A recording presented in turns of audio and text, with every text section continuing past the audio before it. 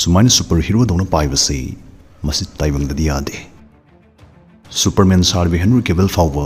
ताइबंगदि aeroplane नत्रगा helicopter तोंगदुना पाइबने सुंदरंगदा स्ट्रोनोट्सिंगना पाइली पाइली ताउदुना चटपा अदोम सुबिरमने अदुबो सुमना सुंदरंगदा स्ट्रोनोट्सिंगना पाइली पाइली ताउदुना चटपसे मसी अखोइगी पृथ्वी स्टडी तौदे करिगी तौद्रिबा मरमदि ग्रेविटी कौबा याम शक्ति लेबा साफु मना थवाई पानबसु पानबसु खुदिंगमक्सी पृथ्वी स्टडी सिंगसिंदुना चिंगथादुना फाजिनदुना थम्मे अराइबा वाहाइदा ग्रेविटी से मास अनिगी मरक्ता चिंगसिनरिबा फोर्स अदुबु खंगनै ग्रेविटी सिंगी मरमनने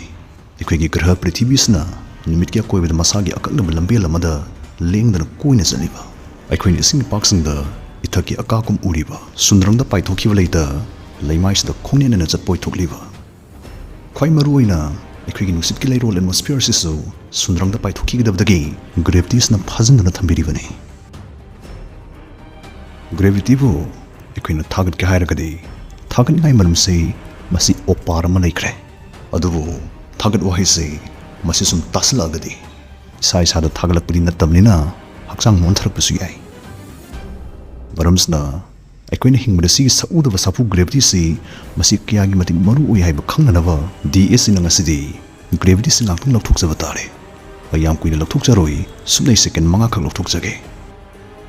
ऑफर समदि रिवार्ड क्या गलोइना लिमिटेड पीरियड की ओइना रमी सर्कल मोहलगले रमी सर्कल से 100% सेफ और लीगल लोइबा गेमिंग एप अमने सिदादोंग स्किल रमी सानादुना केस की मना फंगबे याइ सेफ एंड सिक्योर ओइबा apps देदादोंना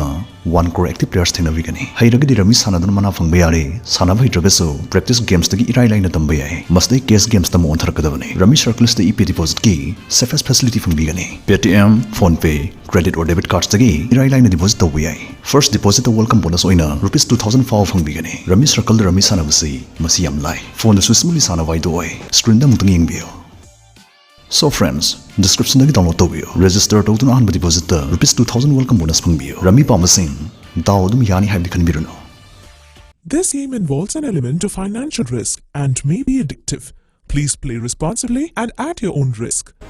Gravity leitraba second manga da adom kari oini videos dagi khaminase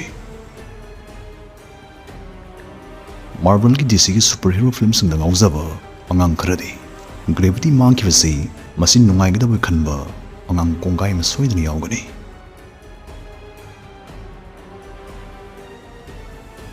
Manamdi gravity mangkhradi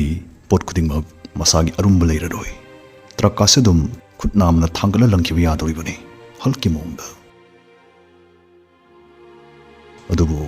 subnai second manga khak gravity mangkhiba do oidoriba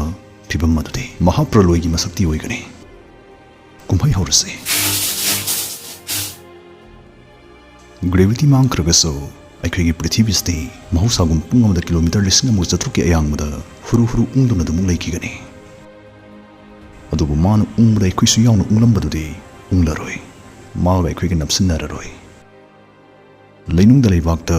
जेना फाजिनदुना लेहौदबु खुदिंगमक्तगी हौरगा लैनुंगदा मारा ताना हौरिबा उवा युंगकै बिल्डिंग पुनमक मित्रंगुम पाइखलकनि मी हुई हौदोंग गाड़ी मचा चौबा जहाज ट्रेन लोइना पाइखलकने पृथ्वीना उंगबसे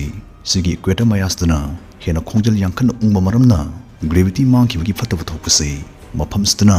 हेना जुडी थीबि हेनगने मफमसदा दोमना मसी अखोइन अकनमनि लौनरिब नोंगलेनुसदगी सरुक तरुक मपांगल कनखतपदुगुंबा याम तमथीबा नोंगलेनुसिद इक्वेटर्सदा सोइदना थेंगनगने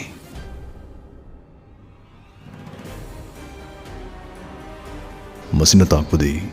ग्रेविटी लेत्रबा सेकेंड मंगा दुदैदा अदोमना इक्वेटर दे लेरम थोकलगदे सुबनै सेकेंड मंगा खक्तुदैदा अदोम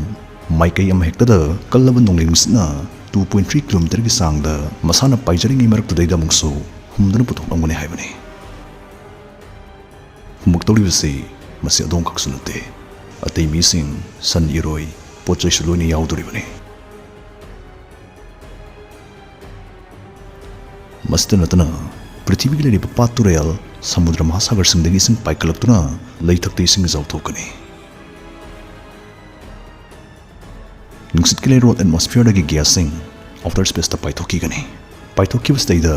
ꯑꯩꯈꯣꯏꯅ ꯁꯣꯔ ꯍꯣꯟꯖꯤꯜꯂꯤꯕ ꯑꯣꯛꯁꯤꯖꯦꯟ ꯑꯁꯤꯁꯨ ꯌꯥꯎꯈꯤꯕꯅ ꯀꯅꯥꯒꯨꯝꯕ ꯁꯣꯔ ꯊꯨꯅ ꯍꯣꯟꯕ ꯃꯤꯑꯣꯏꯁꯤꯡꯗꯤ ꯁꯣꯔ ꯐꯨꯟꯕ ꯍꯥꯏꯕꯁꯤ ꯀꯔꯤꯅꯣ ꯃꯈꯣꯏ ꯈꯪꯂꯛꯂꯅꯤ ꯑꯣꯛꯁꯤꯖꯦꯟ ꯃꯥꯡꯈꯤꯕ ꯈꯛ ꯅꯠꯇꯅ ꯑꯦꯌꯔ ꯄ꯭ꯔꯦꯁꯔꯗꯁꯨ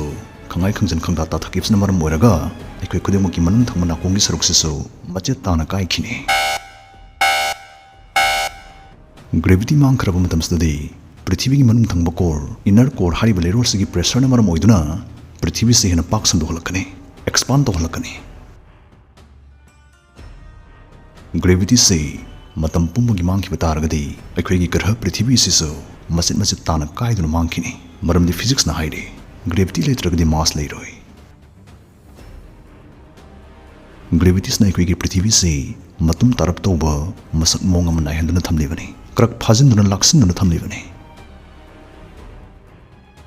सेकेंड मंगा से खक्तददी ग्रह से मचेत ताना कायबदी काय हौरोय नंग हौरोय अदुबु सुमनै सेकेंड मंगा खक इनर कोर की प्रेशर न मरम ओइदुना ग्रह से पाक संदोखलमदुना मरम ओइरगा याम तमथी तमथिना निकपा ज्वार कया हालकनी मई की चिंग कया पोखायलकनी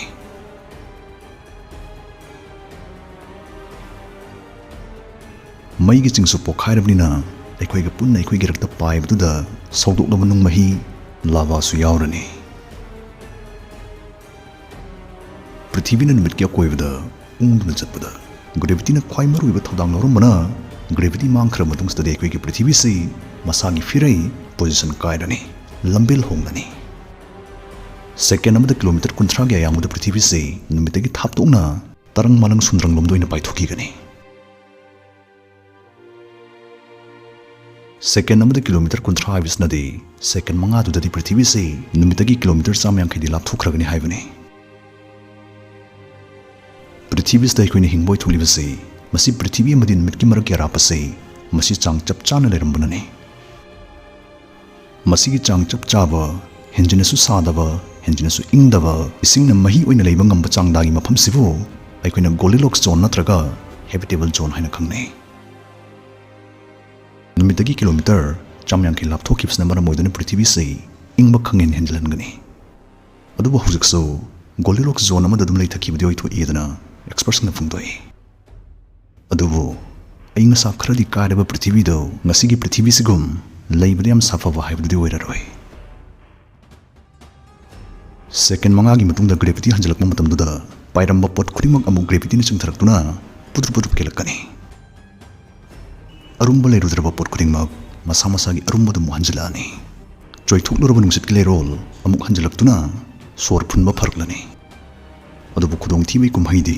हुजुकसु लोइबा नत्रि पाइरंबदि केलकपदुदगी हौरगा अरुंबना ननबदगी मिसि मिना फनयाम थोकनी पाइखलुबिसिंग माइसिंग मयामदु